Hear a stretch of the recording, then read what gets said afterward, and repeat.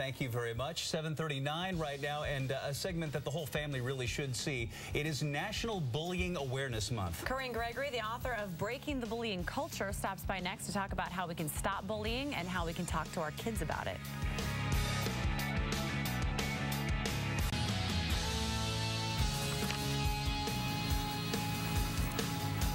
Good morning to you. 7:42 right now. October is National Bullying Prevention Month, and too many of us know all too well the toll that bullying can take on kids as well as adults. Here to talk more about preventing bullying is Corinne Gregory, the author of Breaking the Bullying Culture. Thank you so much for being here. Good morning. Thanks again, Casey and Bill. So one thing that we always talk about when we talk about bullying is anti-bullying, and sometimes we use the term we just use, bullying prevention. You say there is a difference. What is that? Absolutely. Well, it's very important to understand the differences because we as a culture tend to spend a lot of time dealing with things after it's already occurred.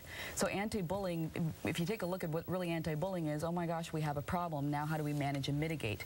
What we don't do very well is look at the types of things that cause the behavior and then work on preventing that behavior. So instilling, for example, positive character, social skills in our young people early on that keeps them from behaving that way, bullying and other antisocial behaviors to begin with.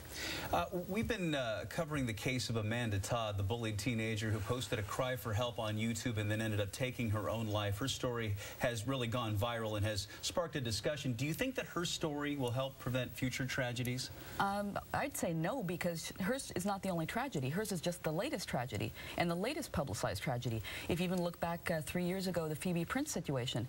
I mean, have we really made an impact in anti-bullying or bullying-related suicides? Not really. We lost, I think it was 34 kids we lost in 2010.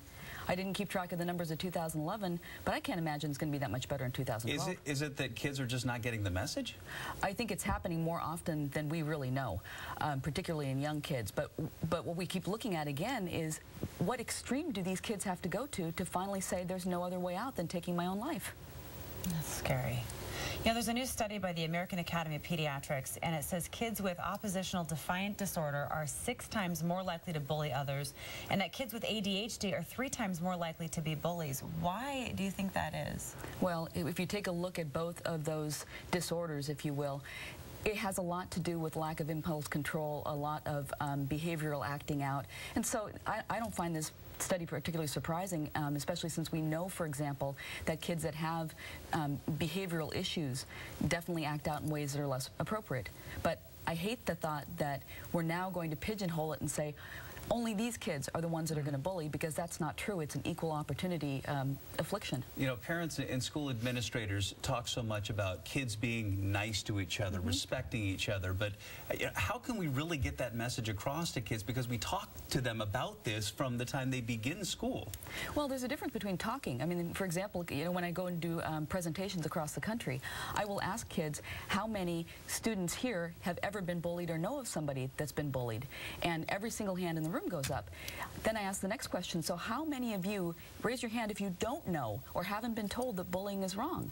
Not a single hand goes up. So I ask the question, if we all know bullying's wrong, why does it happen? And the reason it continues to happen is we do our assemblies, we do our rah-rahs, we put, posters up in the hallways, but we don't work on enforcing positive behavior, setting expectations and managing to that. And a lot of these kids come to education, to school, without the social skills and character that they need to really succeed in the classroom. That's how it happens. And if we don't enforce that, if we don't make teaching and learning those important skills just as important as reading, writing, and arithmetic, teach the other R's, respect, responsibility, resourcefulness, reliability. That's when we're going to have these things happen. But if we do have a child that's being bullied and we don't feel that anything is being done to stop it, what can we do as a parent to help? Well, remember, you are your child's advocate. You are, be the bulldog with a pork chop if you have to be. Go seek help, go up the food chain in the school system. I know parents who have actually brought attorneys and the police into it. That's kind of extreme, but in some cases, if there's assault involved, that's completely appropriate.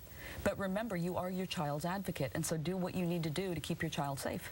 Corinne Gregory from Social Smarts, thank you so much for being here. Appreciate your time. You can check out Corinne's new book, Breaking the Bullying Culture.